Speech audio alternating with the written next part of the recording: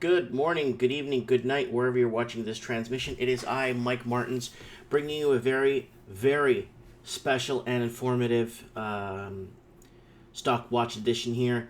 There's something happening right now in the market. So we have an economist, two-time world champ, economist.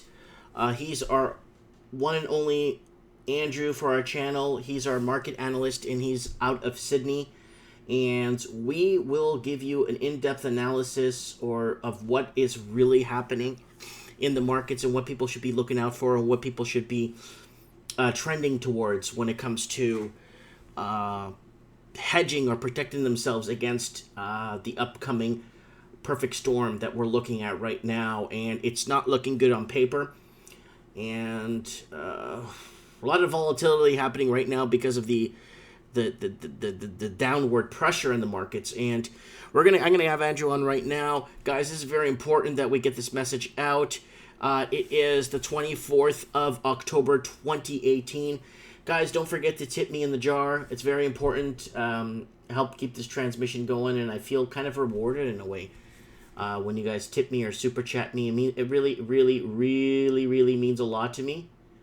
And I'm happy for that. I'm happy that a lot of people have been contributing to the transmission. Guys, stick around. I know a lot of people watch me for housing or all kinds of other stuff, but this is a kind of an important one. Let's get our man on the ground here. Oh my God, did I get another YouTube copyright strike? You got to be kidding me. I keep getting these YouTube copyright claims all the time. I don't know why. Material, don't worry, you're not in trouble. A copyright owner using the ID claimed some material in your video. You gotta be kidding me. The pumpkin patch video I did with my wife and kids at the pumpkin patch. They're claiming? You gotta be kidding me. There was music way in the background, you could barely hear it, and it was ranchero Mexican music. You gotta be kidding me, man. Where's YouTube headed? We're going to do a Mike in the Night for that. We could get our truth analyst, Evan, on that for that. Find out where things are headed with that. What a disgusting... Absolutely disgusting. All right, let's go to our Skype here, guys. If you want to add me on Skype, please don't hesitate. Mike Martins 1980. Doesn't hurt to add someone on Skype. A lot of people are getting Skype because of this show. Everybody should be on this show that comment in the comment section. So if you guys are out there, don't be shy to comment. All right, where is my man? I just spoke to him, man.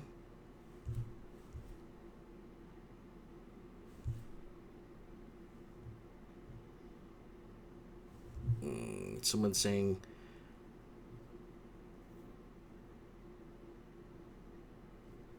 Someone's telling me to move my channel over to other... Where the... Andrew, if you're watching this, can you call me, buddy? Oh, here you are. There you are. I don't know why I couldn't find you there for a second.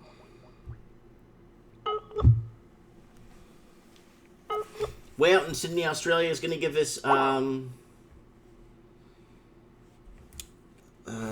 try connecting later. Oh, I don't even have internet service. My Wi-Fi is down. I've been having this all week, guys. My Wi-Fi has been going down. My internet hardwire's been going down. Hardwiring's been going down. Everything's been going down. Printer doesn't work. Everything's like, I don't know if it's a virus.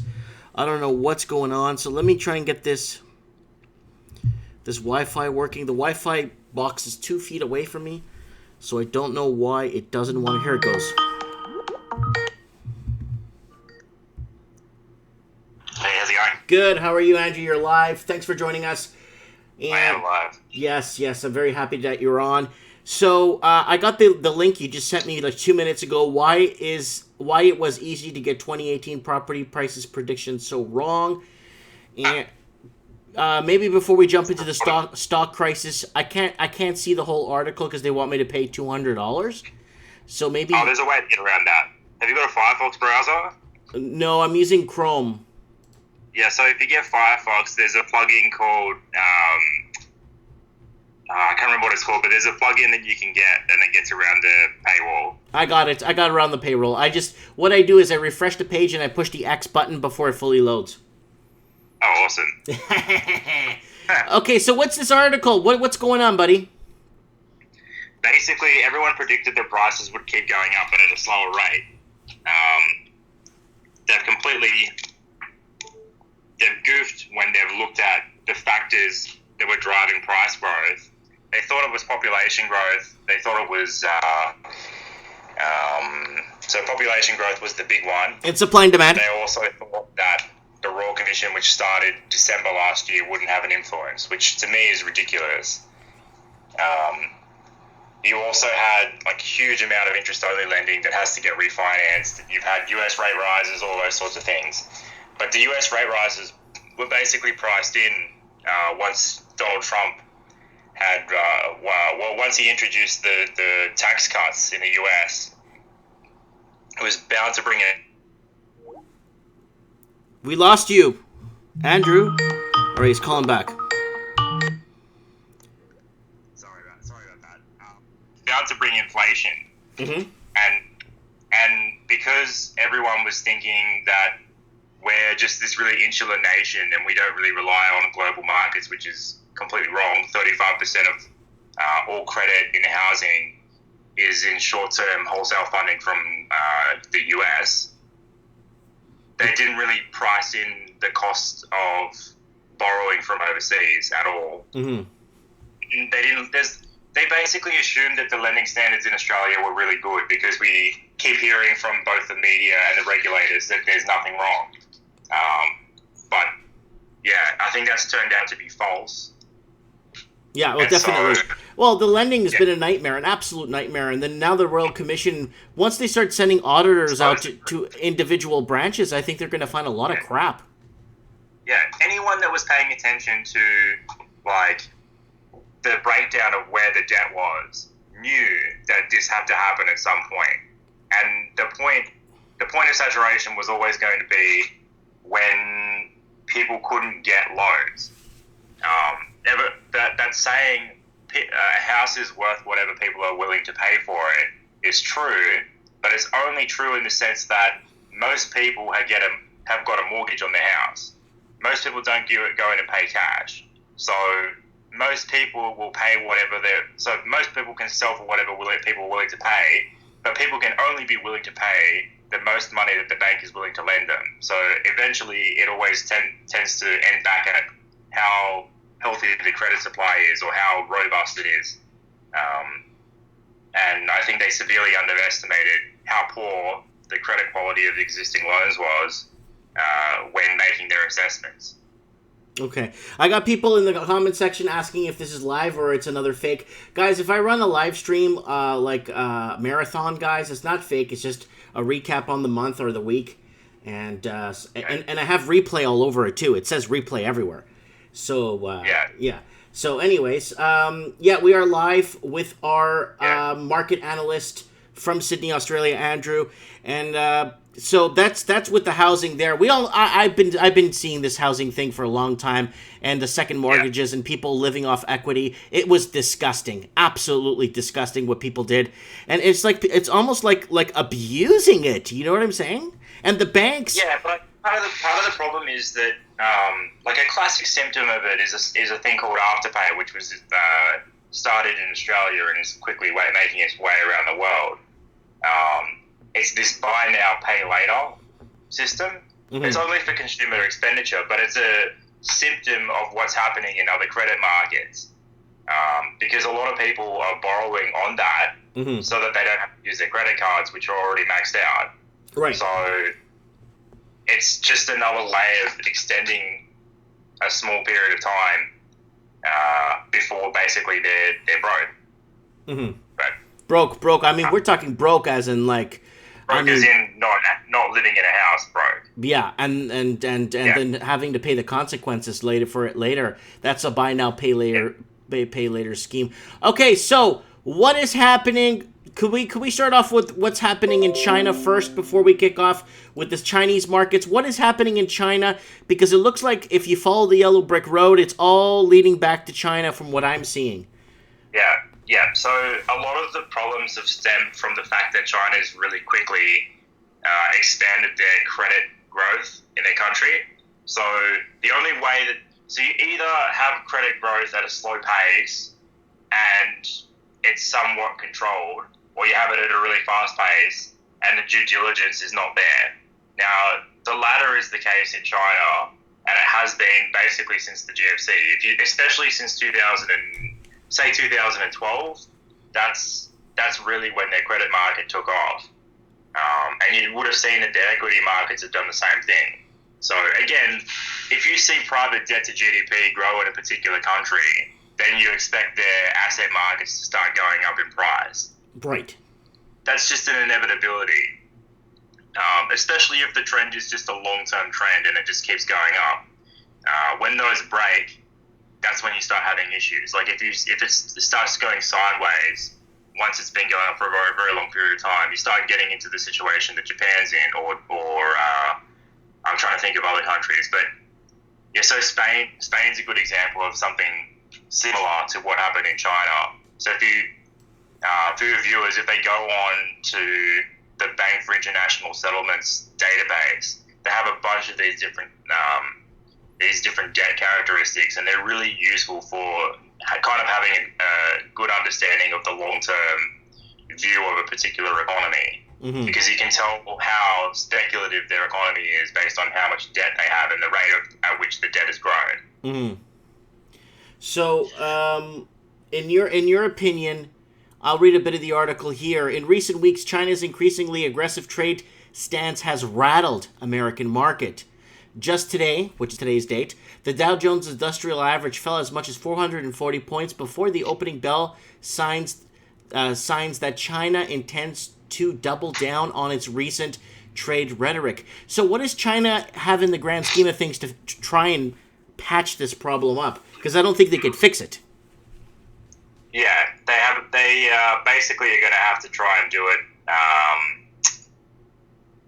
They're going to have to try and do it through government spending, because they can't do it from the private sector. The private sector hasn't got the capacity to do it.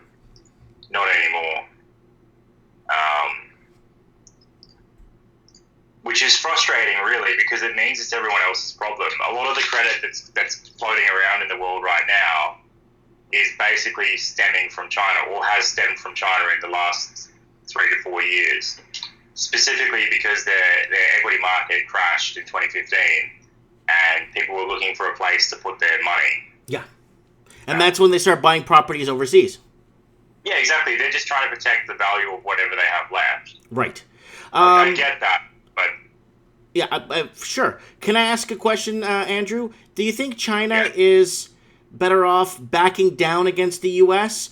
or of working with the U.S. and backing down, or going against the U.S. right now financially?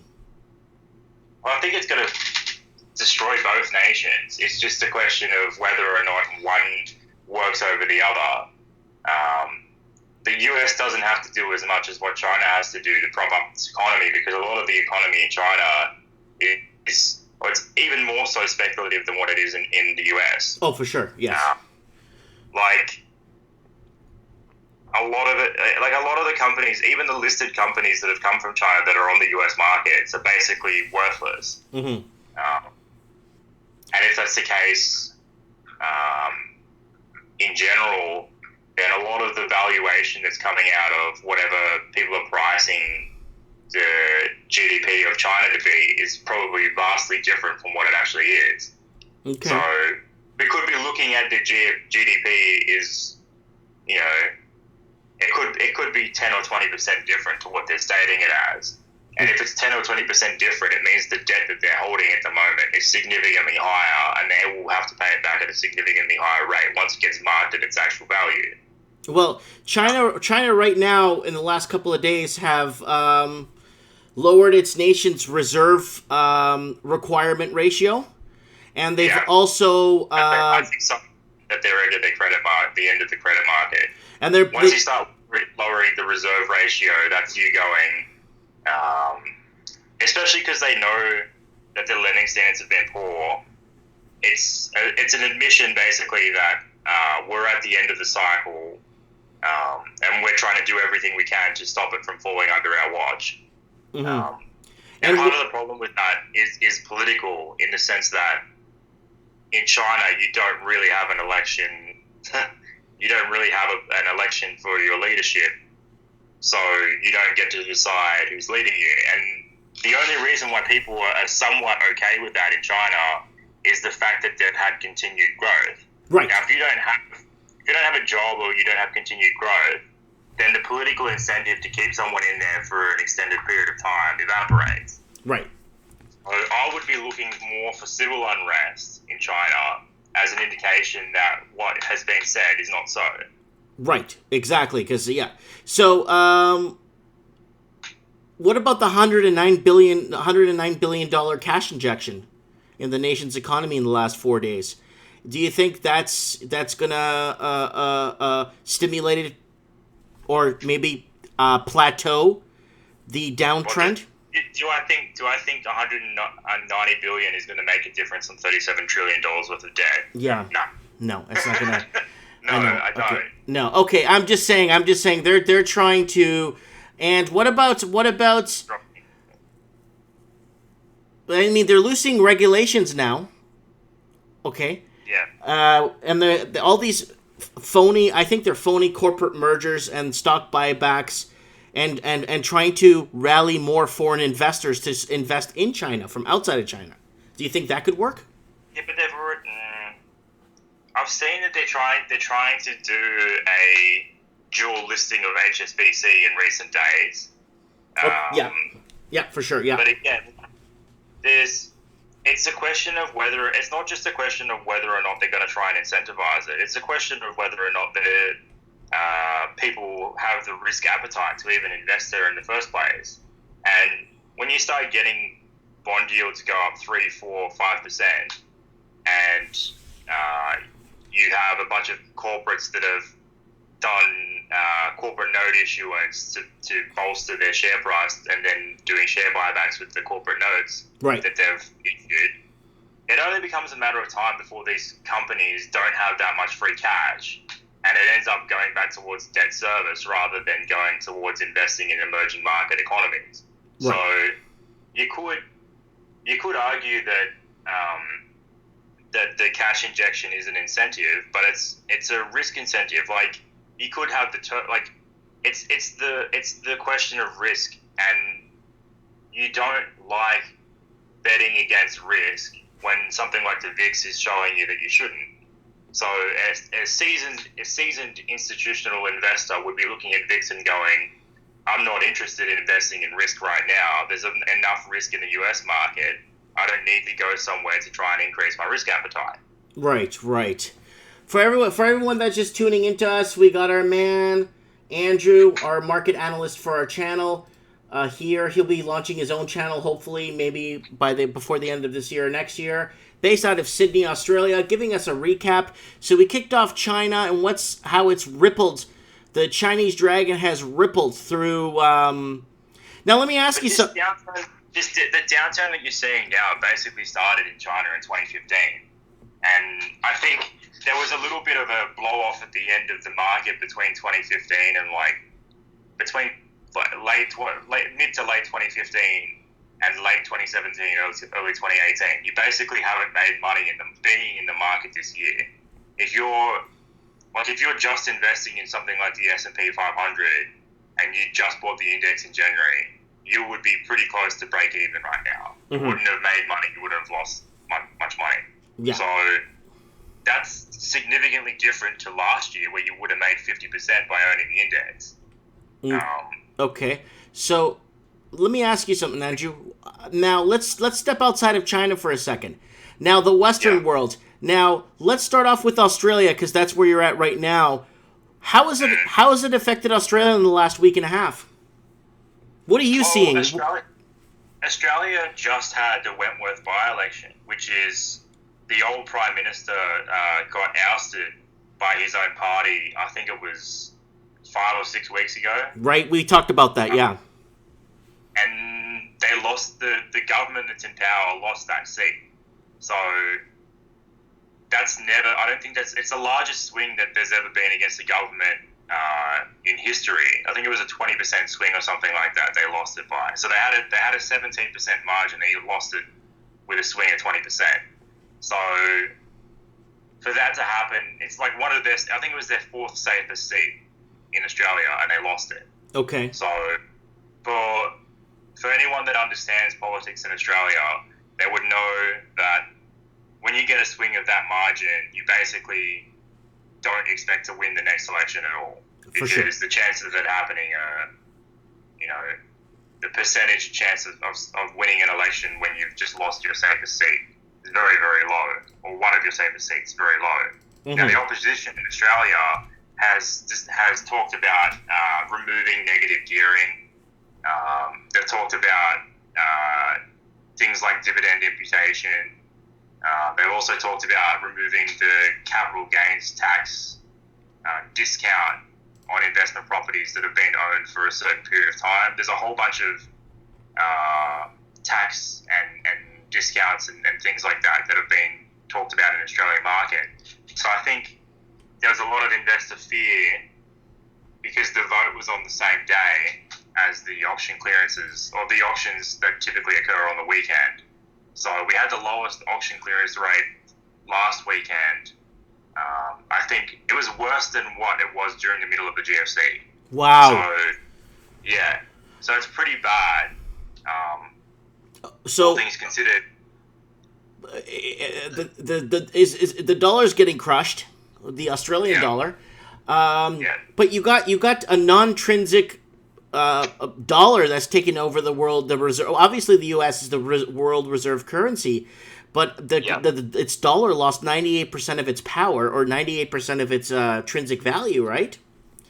So it's fiat, like a lot of people say in the comment sections. It's all fiat, and Australia is really, its dollar is really taking a couple of hits.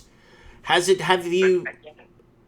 This has got a lot to do with the fact that people move towards what they see is a risk-off asset when you start having high amounts of volatility.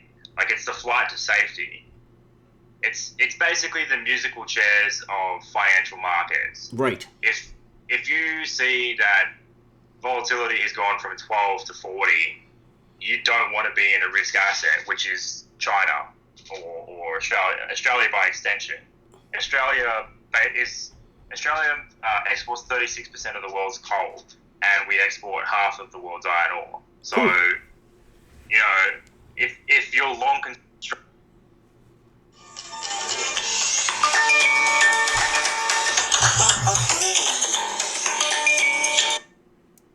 Sorry about that. Are you still there? Sorry about that. We got cut off. Someone's trying to call me. Yeah, sorry about that. Okay. So, all right. So, what were you saying? Iron ore is the biggest exports. Iron ore and 30% of coal. Australia is the largest global exporter of iron ore and coal, which are basically used in construction. So, if you're betting on China, you're betting on construction, which means you're also betting on Australia by proxy. Because I think, in terms of exports, we are the country that's the most reliant on China out of any country in the world. Okay. I got a a question here, or someone has a comment here in the comment section from Stephanie. She's saying, after the midterm elections in November, the markets are going to go way down, if not crash. Bring on the rest and prepare for the Titanic to hit the iceberg and go down. What do you think of that? It's not just November. You've also got your Federal Overnight Monetary Committee meeting in December. That's right. Which they're going to raise rates again there probably. You've also got the European Central Bank has said that by the end of the year they wanted to start tightening monetary policy to stop the end of quantitative easing. So I believe, I don't know whether Mario Draghi is still in or if he's been replaced yet, but when he goes, they're expecting basically for the European interest rate to go up again as well. Right. So not only is your US credit drying up, but the euro dollar in general is drying up. So, question, Andrew. Yeah. Do you see The Australia raising rates anytime soon? I know Canada's going to be raising rates tomorrow, 0.25%. No. Okay. No, our Reserve Bank is basically trying to do everything they can to make sure we don't have a housing collapse. Oh, oh. So they're going to bandage it up. So I got Yeah. I just saying I got the numbers right here. Morning rally lifts the Australian Stock Exchange into green from 1 hour ago. So it looks like they're having some good earnings right now. Here, a morning rally lifts. Earnings aren't the question though, because the earnings are from 3 months ago. You know, so you're doing cumulatively up to this point from 3 months ago. Right. It's the last 2 weeks that have been the issue. Yeah. So if you're looking at 3 months worth of earnings and then you're not looking at the last 2 weeks, obviously that's going to skew what's happening in the market. That's correct. So you're not going to be looking at earnings now. You'll be looking at earnings in the next 6 months. That's correct. So obviously there'll probably be a little bit of a sugar hit from the fact that the earnings don't look as bad as what people have expected because they've got recency bias. Mm-hmm. But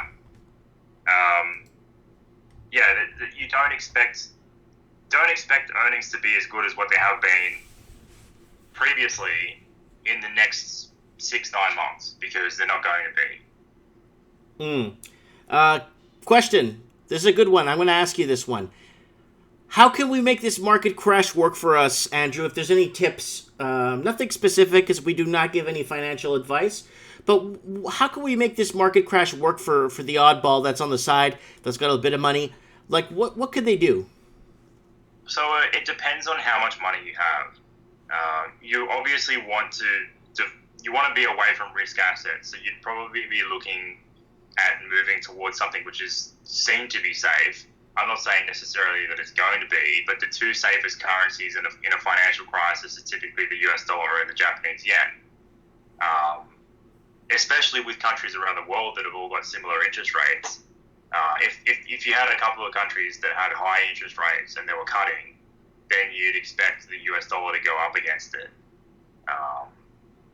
But if the US dollar was cutting relative to the rest of the world, then you'd expect a short-term dip in the US dollar, and then the rest of the world would cut rates further, and the US dollar would end up going up higher. But again, that depends.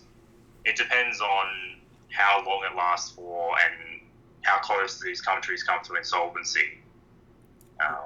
In terms of asset markets, you'd be looking at who's most exposed to the risk and how far do they have to fall. If they're very high and if their balance sheet is tapped out, so I'm not going to say which bank in Canada, but I have a pretty fair idea as to which ones are the worst. One of them is a big one, and there's two small ones like Laurentian and Equitable Bank. But again, they're not that liquid. They're pretty thinly traded. So if you're going to try and short them, then you'd have to be looking for something where you'd have to have a bit of knowledge of financial markets to do that. Mm-hmm. There are other ways. So the index itself, you want to be looking very carefully at the volatility index or the VIX.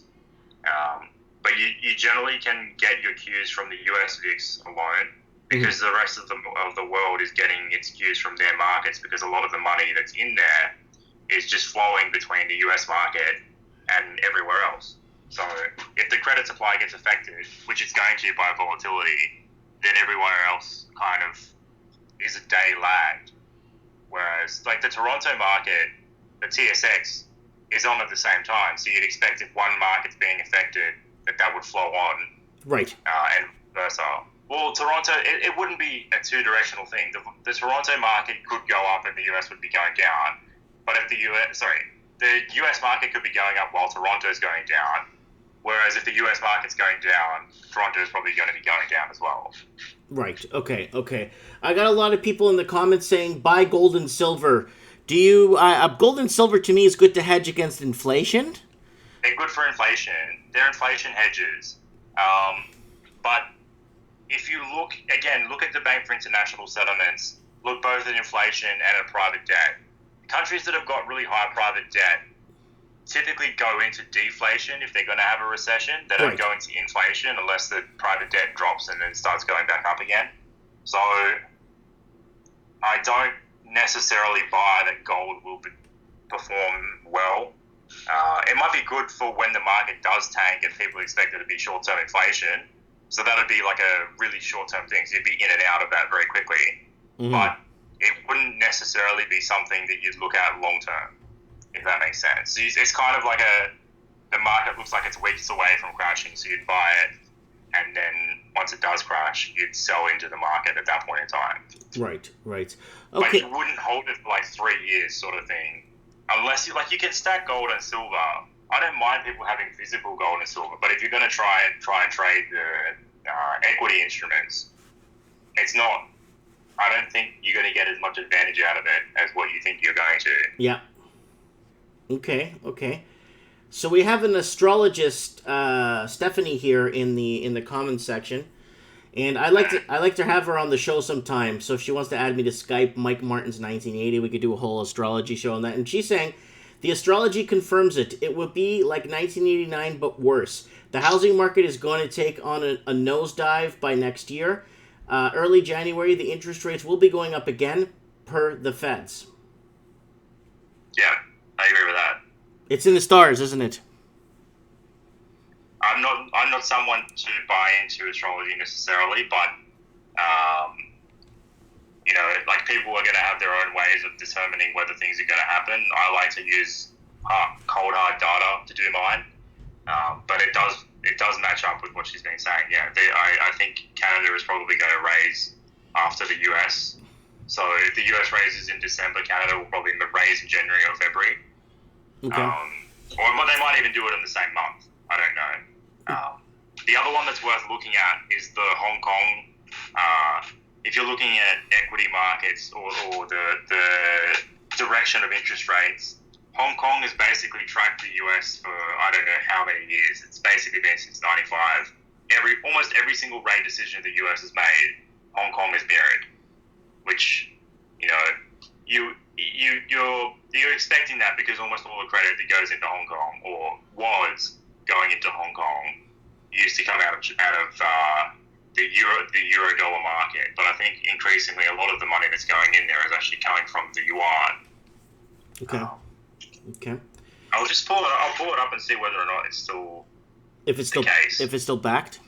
Hey, I wanted to ask you. Elizabeth is asking, what are some ideas for long term? If there's anything for long term, it's going to go up. Well, anything. Well, because she's saying, is it worth owning property right now? I think right now is a really bad time to buy any property. No, I wouldn't be looking at property basically in most of the world. Yeah.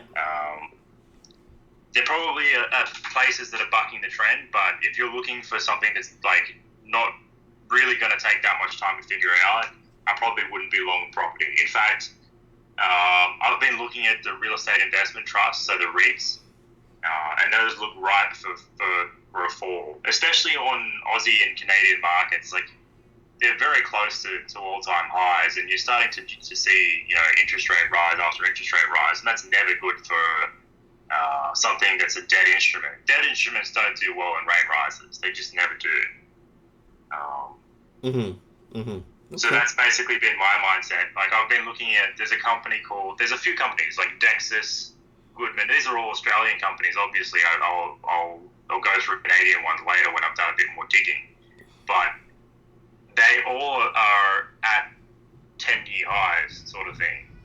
Yeah, and so they're tipping. Yeah, they've hit the high, and then they're starting to slowly trend off that. So those I'm looking at very closely as short positions. But again, this is just what I would do. I'm not saying for people to follow in my lead.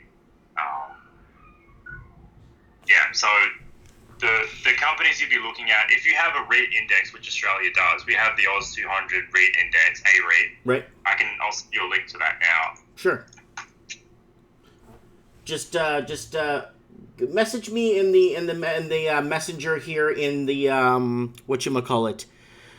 Skype or Facebook? No. YouTube. Message me in YouTube, and I'll make you a moderator of the channel. So then you could post links up there. Okay, cool. So other people could see it.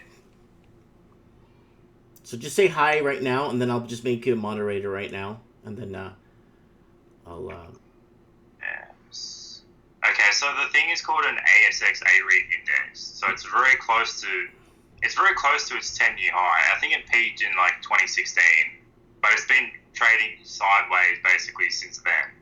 And that's basically when credit flow was at its highest. Okay.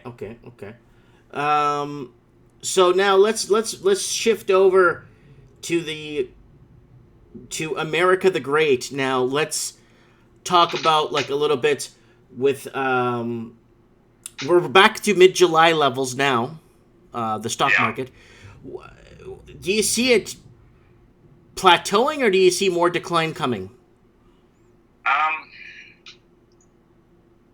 I can't see it going back up. It'll be.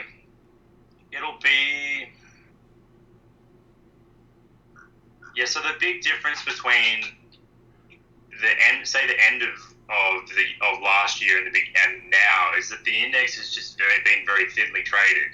It's not as liquid as what it was last year by any stretch of the imagination. Right. And most people are in the index anyway. So you look at a thing called the GWIM cash allocation at something like Bank of America. So I'll just type it. How do I do this on YouTube?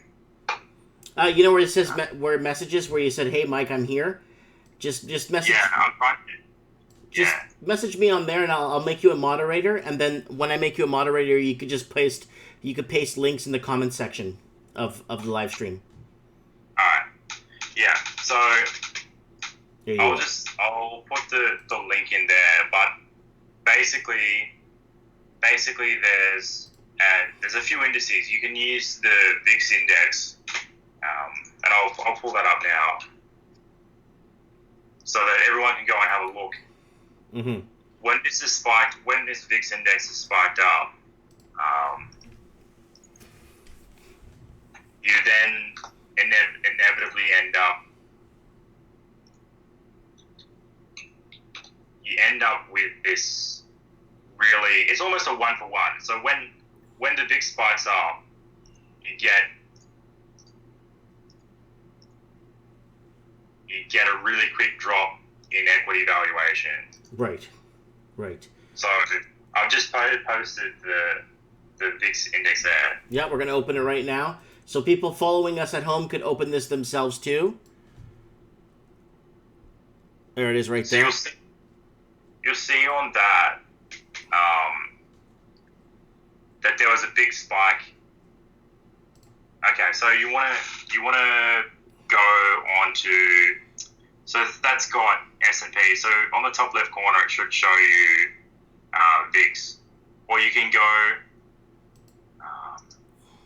because this is showing you the S&P 500. So see where those green lines are: the 30th of January, the 5th of October. Yep, I see it right here. If instead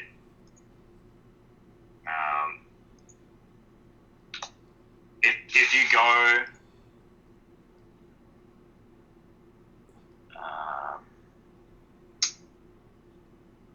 give me a sec.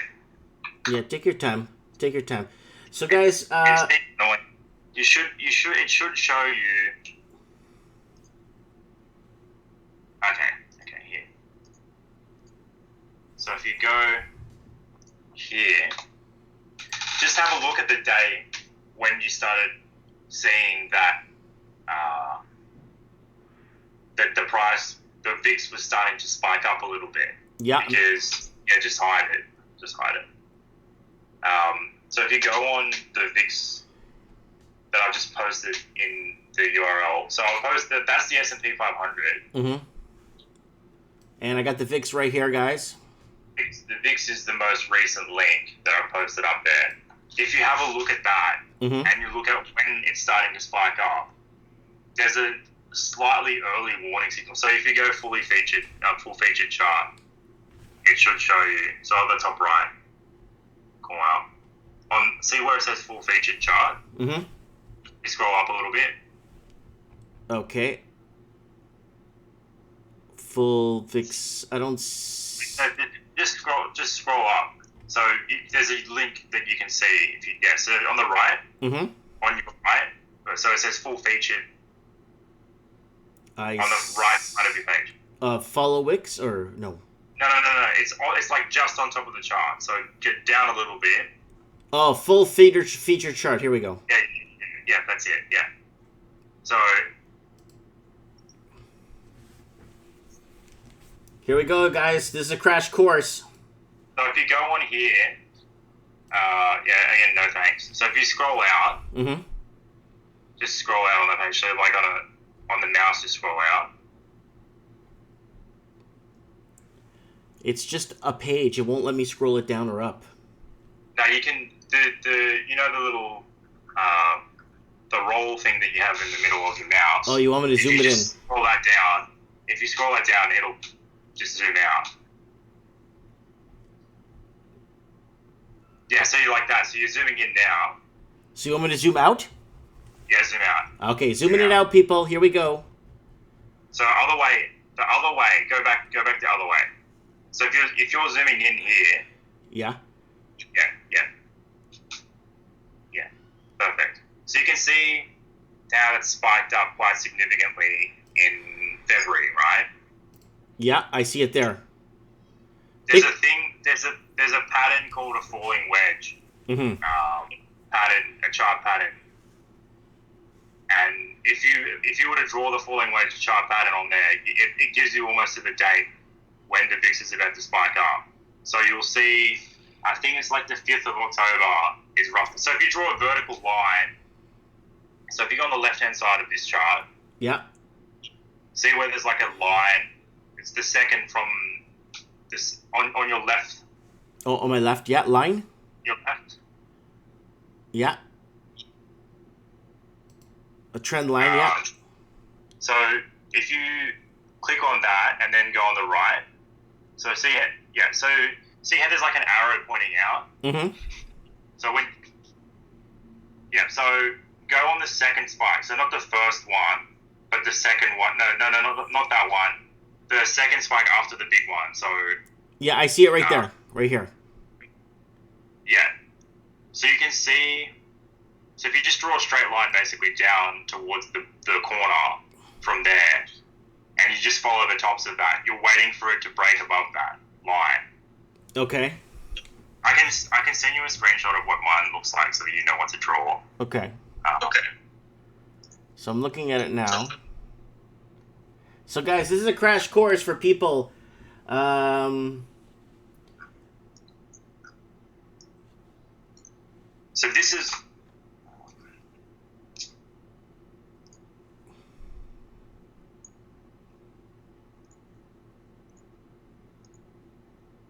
Someone's asking, Mike doesn't use Trading View for trading. Guys, I don't day trade, or I just kind of, I don't know, follow the markets and did really well on the whole marijuana thing. Apparently, I'm not allowed in the United States now that I've invested in marijuana. Yeah, so the chart that I just sent you there on Facebook, that's what it's supposed to look like. Okay, get 1 second here. Facebook. All right. You guys need to remember, guys, that I'm constantly working or doing things like, I got my family, I got my my little store, I got my shipping, I got a lot to do, and it's really tough to manage everything, right? Oh, there we go. So you see how I've got the 2 green lines, right? Yep, I see them. Like I said, that's the first time it's breaking out of the falling wedge.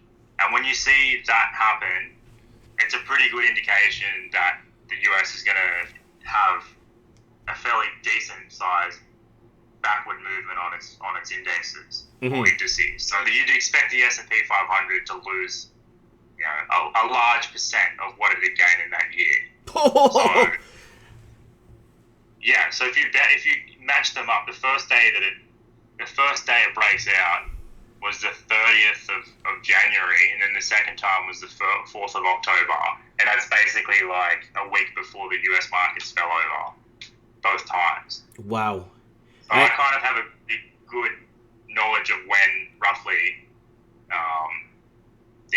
market's about to experience some severe volatility, and when it's experiencing severe volatility at all-time highs, there's only one way it's going to go.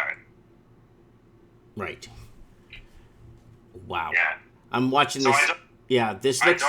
I don't try to day trade this stuff. I use it as a risk assess. It's a way to assess risk, basically. So if I'm looking at this and going, I have a bunch of equity positions. Mm-hmm. I typically use those to get out.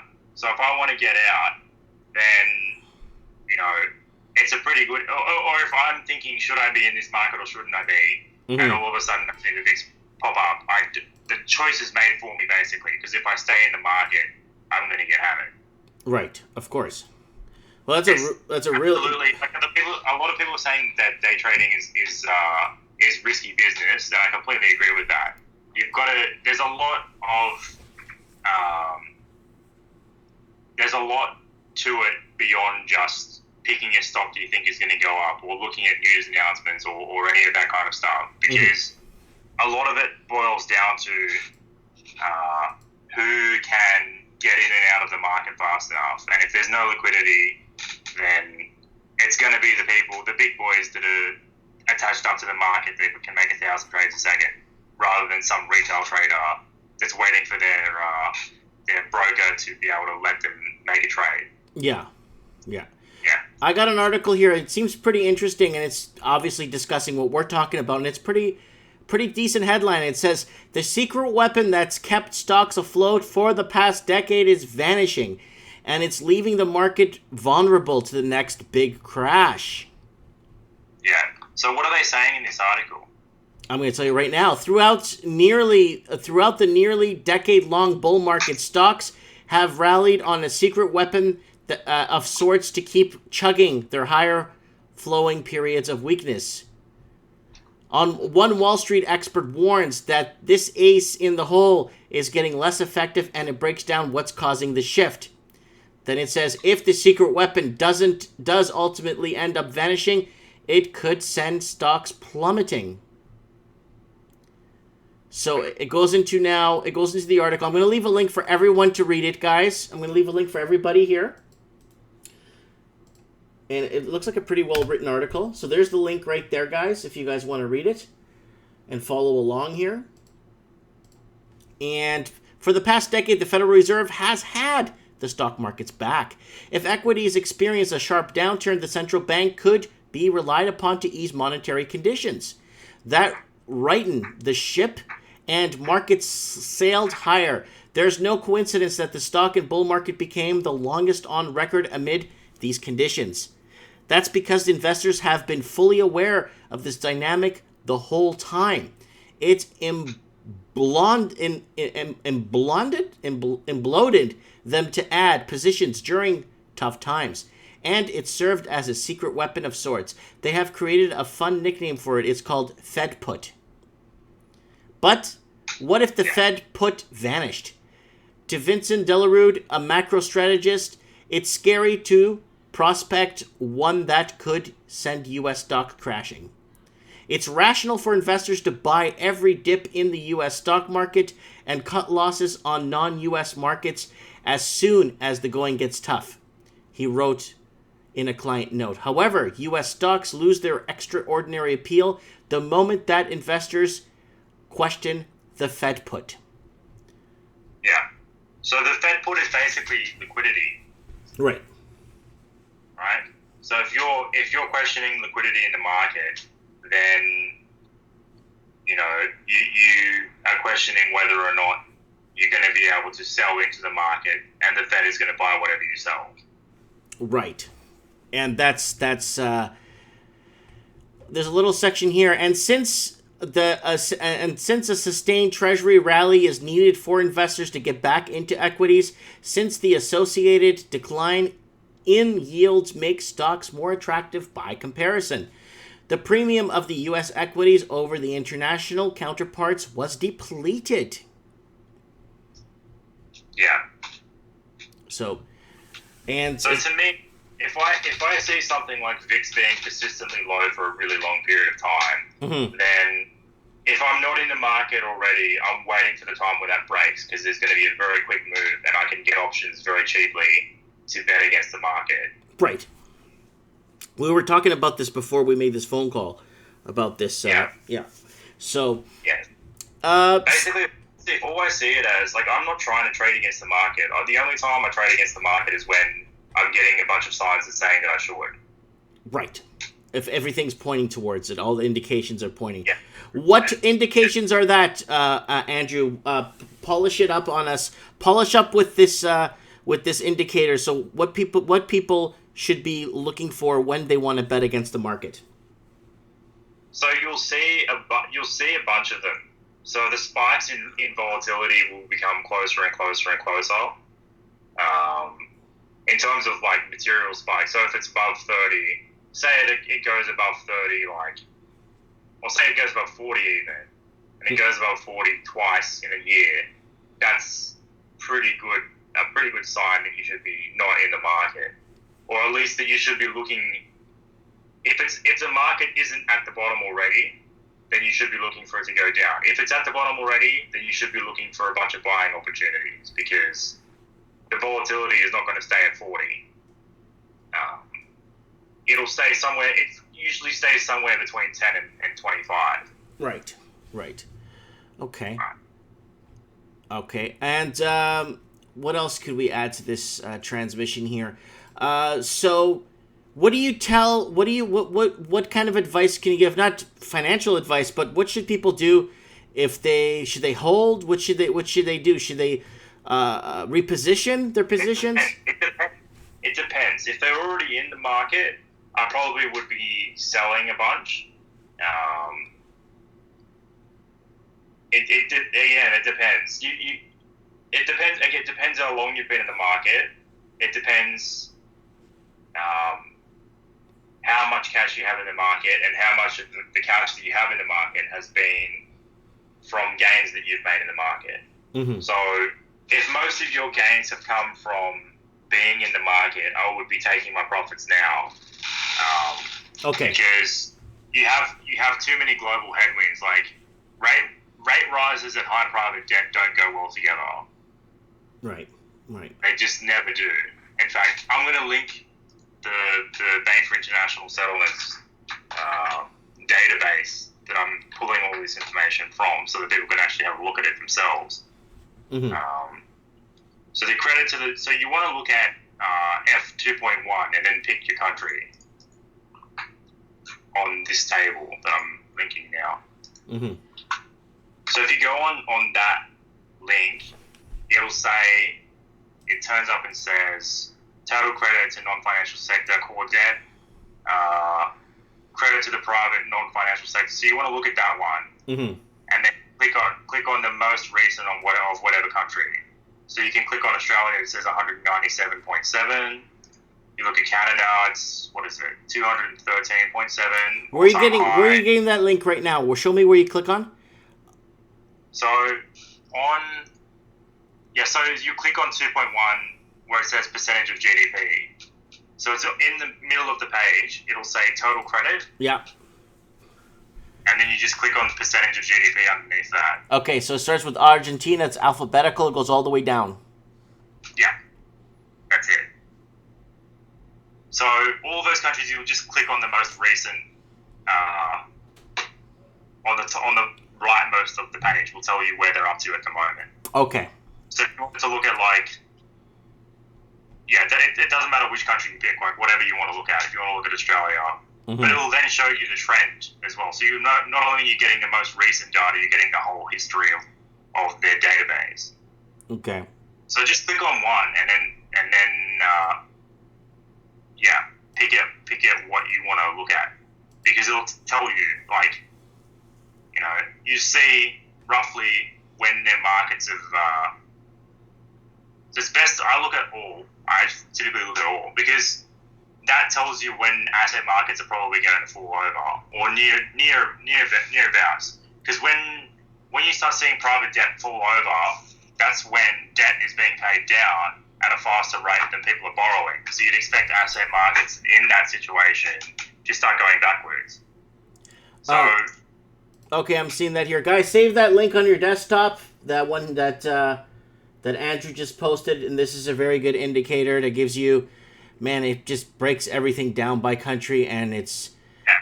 wow, that's amazing. The thing that's cool with this website is that you can go even further back and look at everyone's inflation.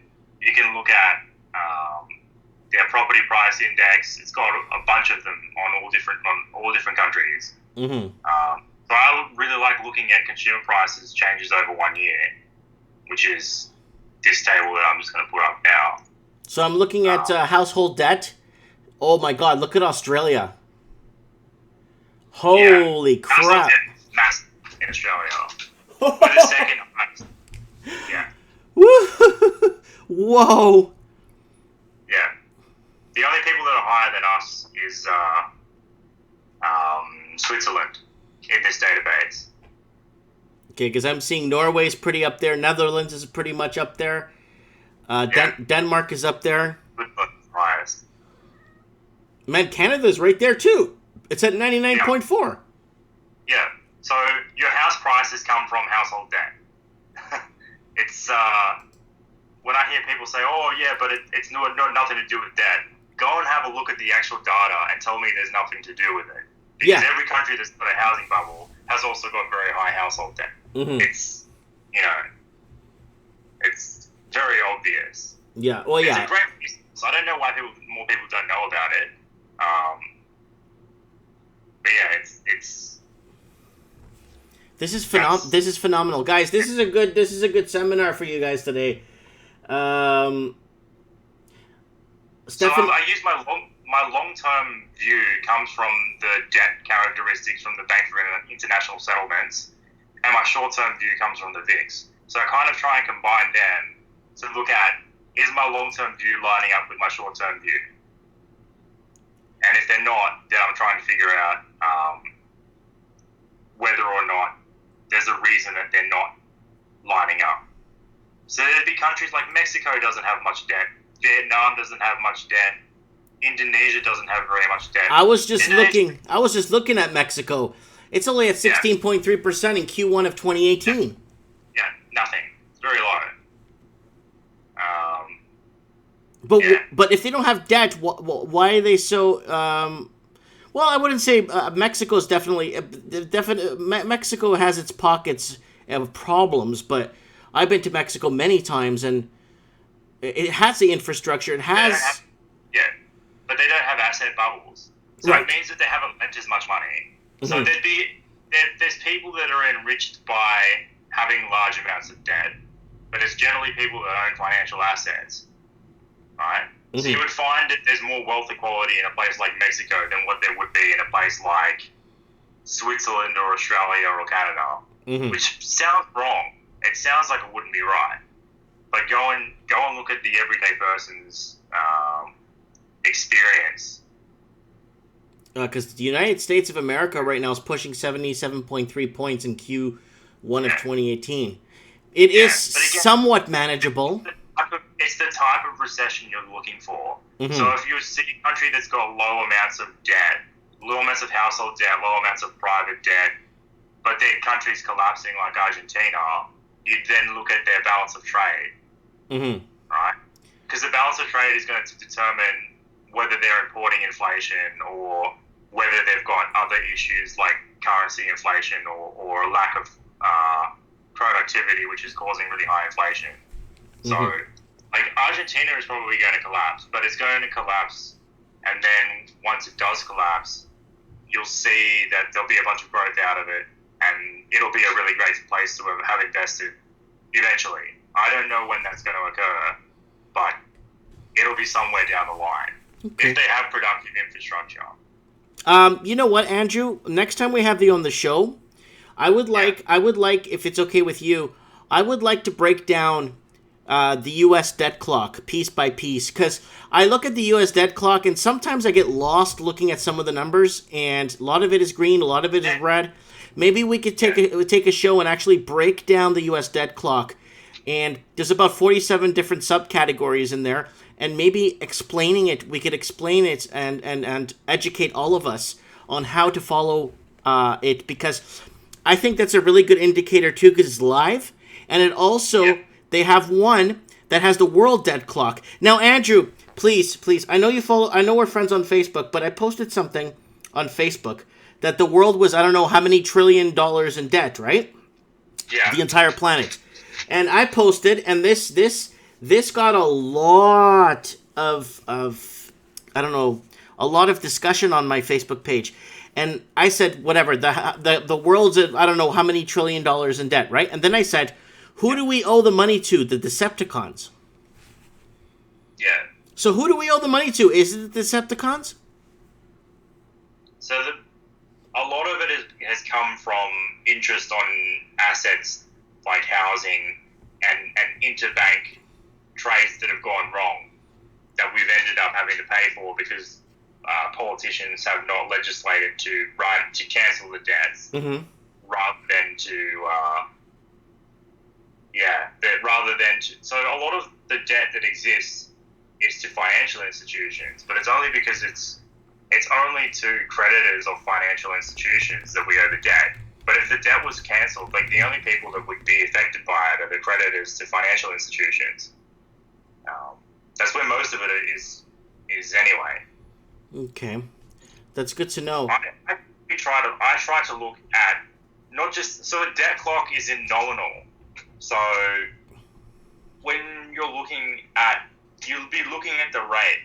So you'd be looking at the percentage. The external debt's a really good one as well. So yeah, we'll break that down. We'll break that down in the whole entire show.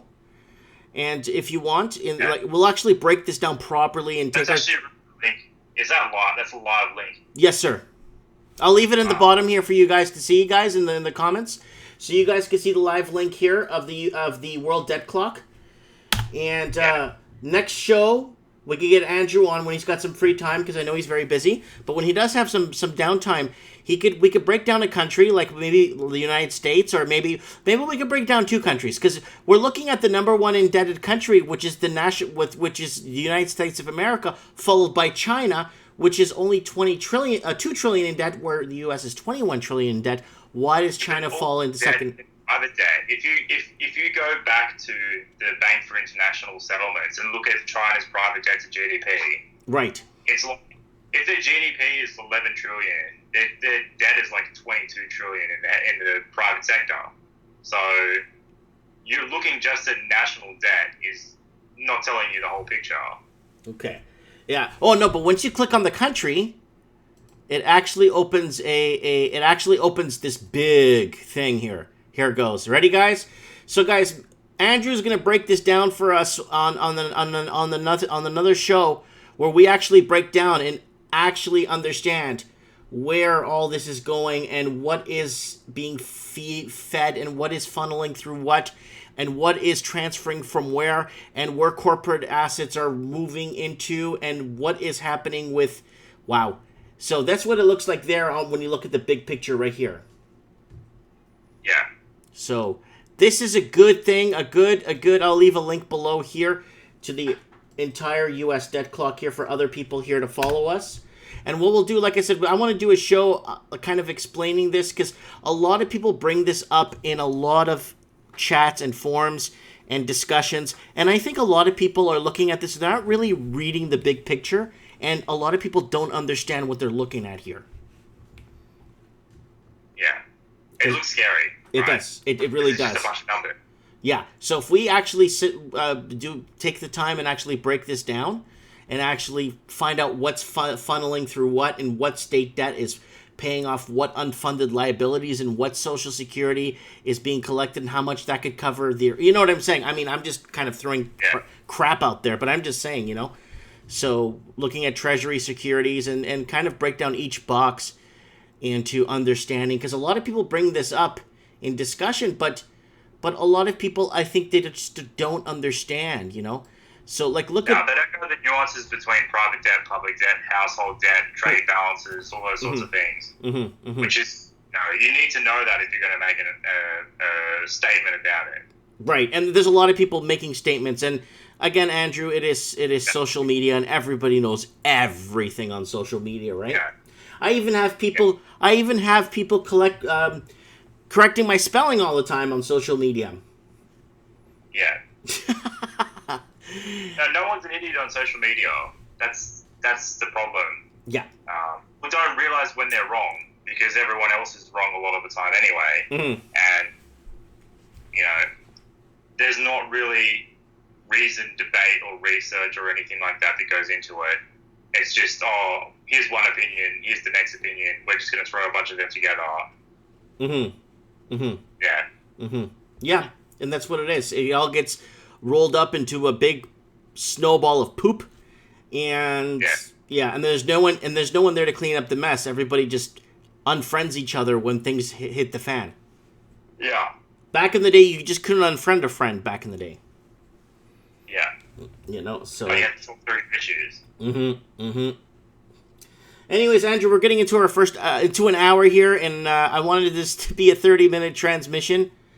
And so no big deal. No. Valuable information. Guys, stay tuned. Sometime next week when Andrew gets some time, we'll have him on and we could go over the usdebtclock.org. It's very important to understand.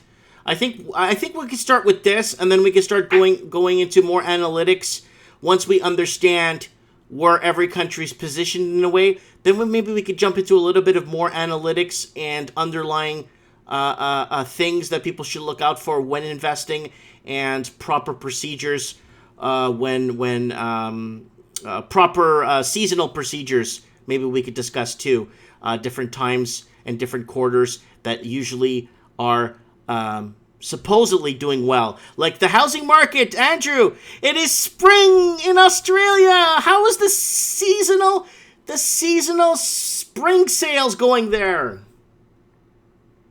It's the worst since the GFC. Actually, worse than the GFC. Oh, yeah, it's the same thing in New Zealand. I got Brooke on the show too from New Zealand, and she'll give us a little. She's been I think she's been checking out auctions and seeing who's actually showing up to auctions.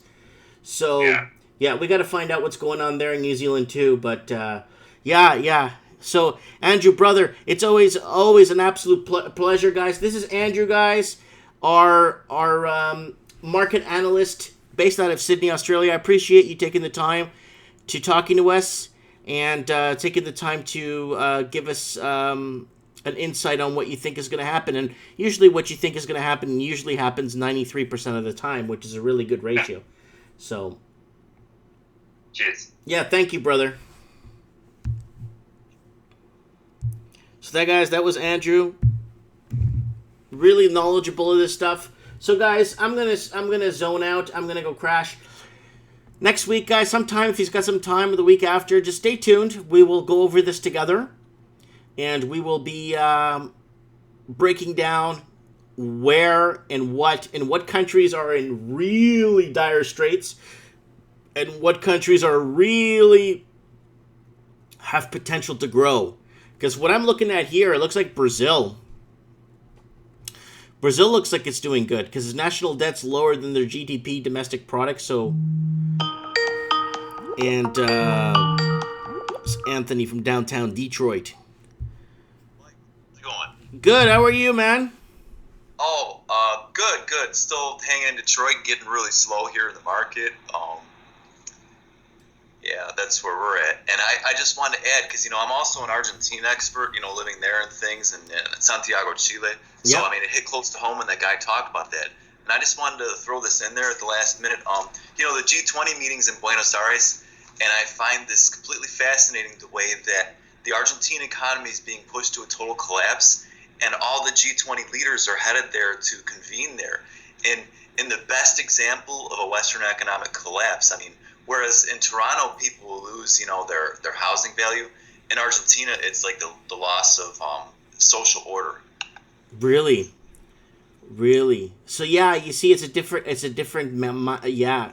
So people lose their house, and then this. Do you think the country might get carved up? Yeah, they're doing things with Patagonia, selling it to different countries. It's all through banking systems, and I think that's a good example of a country where this whole notion of left and right is just the perfect distraction to the people from the manipulators.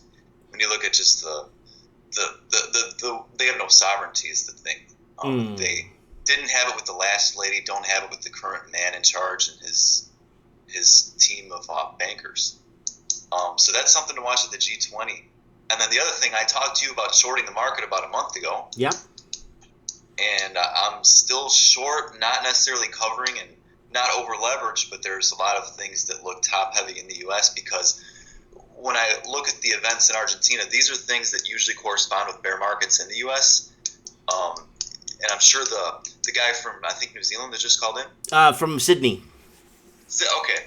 Yeah, I'm sure he's got a better, more technical analysis on this thing. But these things, like in 2001 when Argentina collapsed at the same time as Turkey, this coincided in the U.S. with the bear market where U.S. 401ks, mutuals, I mean, they lose pretty much half their value. And I've been doing my home inspections, and people just seem so bullish and completely oblivious to anything going on outside the U.S. And even in Michigan, people are completely oblivious to the fact that in Ontario, houses are 3 times overvalued. They just can't imagine that. Mm-hmm. Or the effects here in the greater Canadian economy. And I've been shorting Canada the whole year and just been in contact with Buenos Aires and people in Rio too. And the only thing we're debating between each other is whether to be more short Canada, more short Brazil today, or U.S. autos, things like that, as this tanks and goes down. So the past couple weeks have been total confirmation of this. And then I'm curious about, are you noticing contagion effects in the whole Canadian economy with this, or is it just, do you think, real estate? You know what? Everyone's high on pot right now after they legalized it. But to be really frank with you, I'm noticing, obviously, the housing is trickling down quite a bit, actually, a lot faster than expected. I expected by Q3 2019, but housing is really coming down right now. We're seeing a lot of incentives now by builders to buy pre-built condos, and they're giving away free cars. So, yeah, incentives are going up to try and mask the falling housing market, and then we're also seeing the stock market taking a bit of actually a huge tumble in the last a week and a half.